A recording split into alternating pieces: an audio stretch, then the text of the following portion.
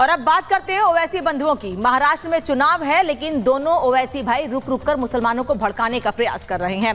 छोटे Owaisi 15 minute police हटाने की बात कहते हैं, तो वहीं बड़े ओवैसी 12 साल बाद 2012 में दिए गए बयान को लेकर हिंदुओं को भड़काने की कोशिश कर रहे हैं। कैसे, इस रिपोर्ट में देखिए।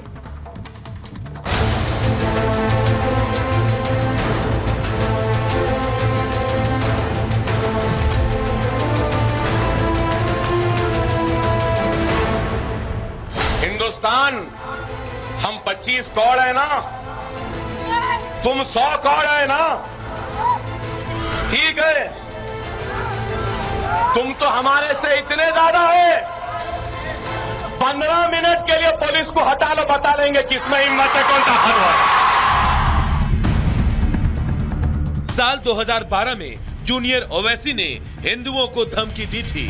अकबरुद्दीन ओवैसी ने कहा था कि 25 करोड़ मुसलमान 100 करोड़ हिंदुओं पर भारी पड़ेंगे, बस 15 मिनट के लिए पुलिस हटा लो। हिंदुस्तान हम 25 करोड़ है ना, तुम 100 करोड़ है ना, ठीक है। तुम तो हमारे से इतने ज्यादा है। 15 मिनट के लिए पुलिस को हटा लो, बता लेंगे किसमें हिम्मत है, कौन सा हल है। साल 2012 में जब छोटे ओवैसी ने यह बयान दिया था, तो उनके इस बयान पर जमकर बवाल मचा। लेकिन छोटे ओवैसी हैं कि मानते ही नहीं।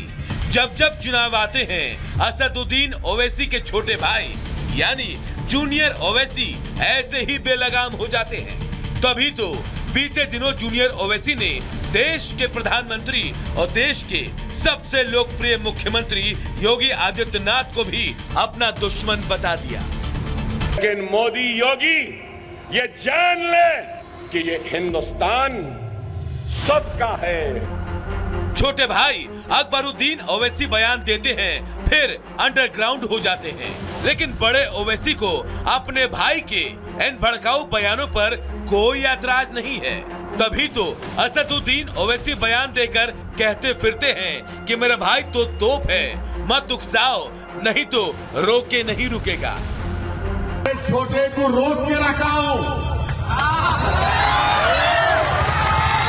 छोटे को बहुत रोक के रखा हूं। अगर जिस दिन मैं छोटे को बोला कि मियां मगर आराम कर तो तुम संभाल लो, फिर तुम संभालो। छोटे छोटे तुमको मालूम ही क्या है छोटा क्या है, नहीं मालूम तुमको, तोप है वो। अरे ओवैसी साहब, आप तो बैरिस्टर हैं, कानून के अच्छे जानकार हैं, और आप अच्छे से जानते हैं कि देश कानून से चलता है।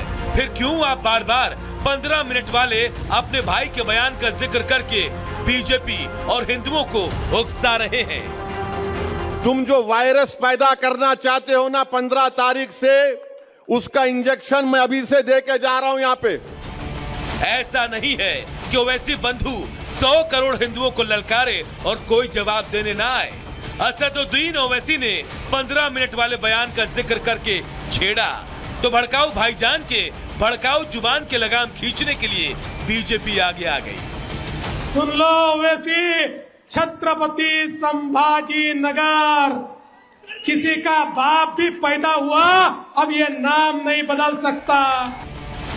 महाराष्ट्र में जैसे जैसे चुनाव की तारीख नजदीक आ रही है, जुबानी जंग भी छिड़ती जा रही है।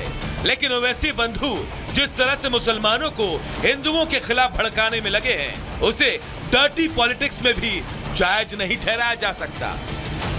Bureau report, Republic Bharat. और एक बड़ी खबर इस बीच आपको बता दें, कनाडा से बड़ी खबर आ रही है। दरअसल खालिस्तानी समर्थक अर्शदीप डल्ला को हिरासत में ले लिया गया है। ये खबर सूत्रों के हवाले से मिल रही है। इस बीच ये बड़ी खबर आपको बता रहे हैं, हिरासत में खालिस्तानी समर्थक लिया गया है।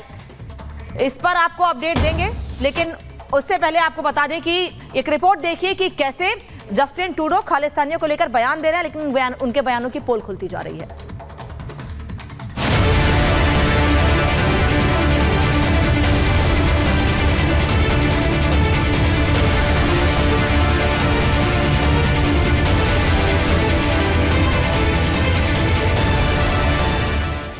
हिंदुओं पर टॉर्चर, गुनहगार क्यों बाहर?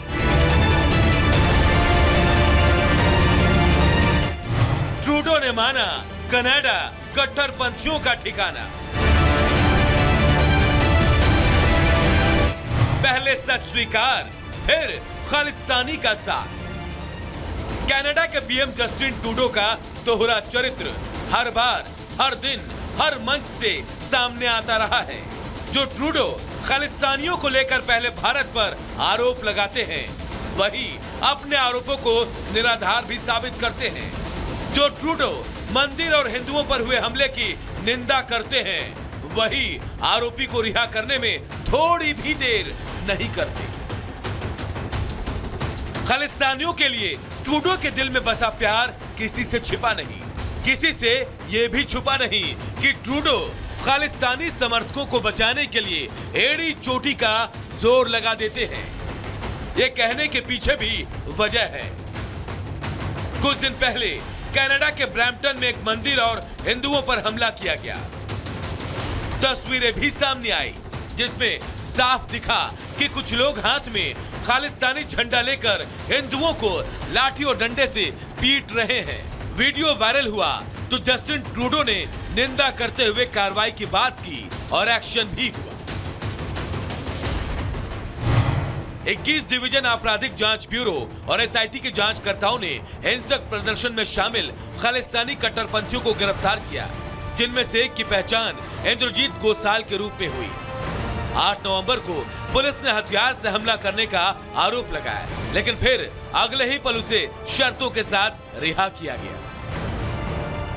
अब ऐसे में सवाल उठ रहे हैं कि क्या ट्रूडो सरकार सिर्फ दिखावा कर रही है? क्या एलन मस्क की भविष्यवाणी से घबराकर अच्छा बनने की कोशिश कर रही है? क्या कैनेडियन पीएम ट्रंप से अपने रिश्ते सुधारने के लिए ये सब कर रहे हैं? ये सवाल इसलिए क्योंकि जिस खालिस्तानी ने हिंदुओं को टारगेट किया उसे रिहा कर दिया गया, और जिस पुजारी ने हिंदुओं को एकजुट करने की कोशिश की उस पर एक्शन ले लिया गया। इससे साफ है कि ट्रूडो किसके साथ हैं। Bureau report, Republic Bharat. और अब बड़ी खबर आपको बता देते हैं। दरअसल अर्शदीप डल्ला को हिरासत में ले लिया गया है। कनाडा से अर्शदीप डल्ला खालिस्तानी समर्थक को हिरासत में लिया गया है। शूटआउट के दौरान हिरासत में लेने की खबर है। 27-28 अक्टूबर को कनाडा में शूटआउट हुआ था। आतंकी निज्जर का करीबी है अर्शदीप डल्ला, जिसे हिरासत में लिया गया है। खालिस्तानियों को लेकर पहले जस्टिन ट्रूडो का प्रेम सामने आता है और वो भारत पर आरोप लगाते हैं, और काफी दबाव के बाद, यहां तक कि राजनीतिक दबाव के बाद, विपक्षी दबाव के बाद वो खालिस्तानियों को लेकर बयानबाजी तो करते हैं, लेकिन उनको लेकर की जाने वाली कार्यवाही सिर्फ दिखावा रही, जो रिपोर्ट हमने आपको दिखाई। लेकिन वहीं दूसरी ओर अब ये जानकारी मिल रही है कि अर्शदीप डल्ला को हिरासत में लिया गया है, जो कि आतंकी निज्जर का करीबी था।